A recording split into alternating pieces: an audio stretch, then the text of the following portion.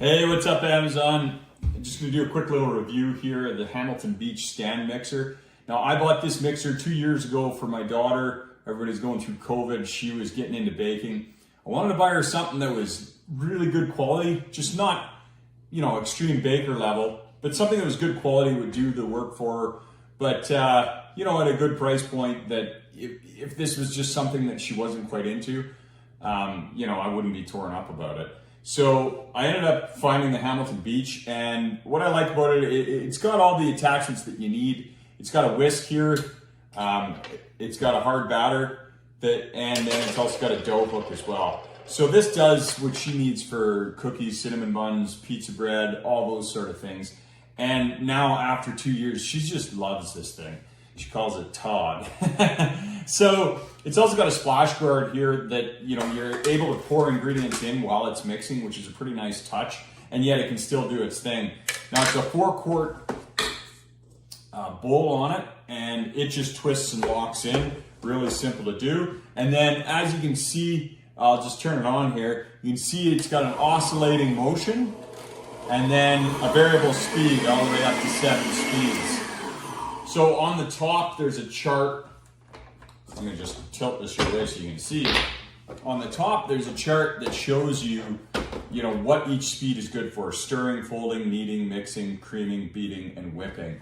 And as you heard on the bottom, there's some suction cups here, and these are really nice because when you get a lot of dough in there and this thing's doing its thing, it's working. It's got I believe a 300-watt motor, or a 400-watt motor on it, sorry, that gets going. You don't want this thing bouncing around.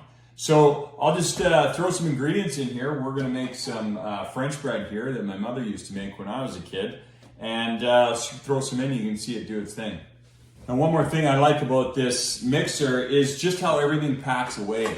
So all of your attachments are dishwasher safe. Put the plastic guy up on the top rack of your dishwasher, and then your dough hooks, your whisk, your beater, everything can go in the dishwasher, and then it all folds up nice and compact. Now you can put it into your cupboard, and whether you store it sideways, vertical, however your cupboards work. Myself, I store it sideways, and it fits in a lot of little places. Okay, so we've got our ingredients assembled here. I'm just gonna attach the mixing, not the hook, but the batter fork. Okay, so you can see this is pretty easy to, I'll just tilt it here so you can see it. Basically this guy just springs on. There's a pin in the back, you push him on, he locks in, pretty straightforward. So I'll put some flour in here. So I got things ready to go.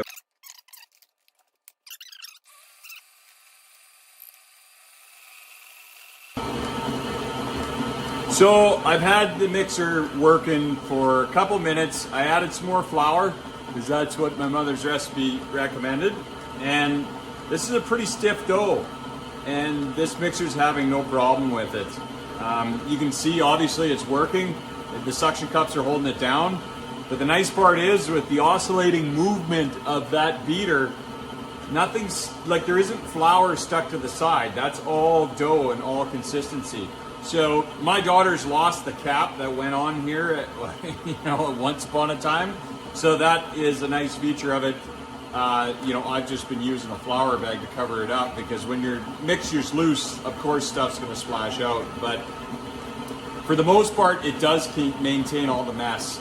So after 2 years of use with the Hamilton Beach stand-up mixer, I'm really happy with it. For what we do, we're not professional bakers, and my daughter is quite involved with it now, but I would say still maybe 2 times a week she gets baking and using it, and she really likes it. So, I recommend it for, the person that's using it in their kitchen.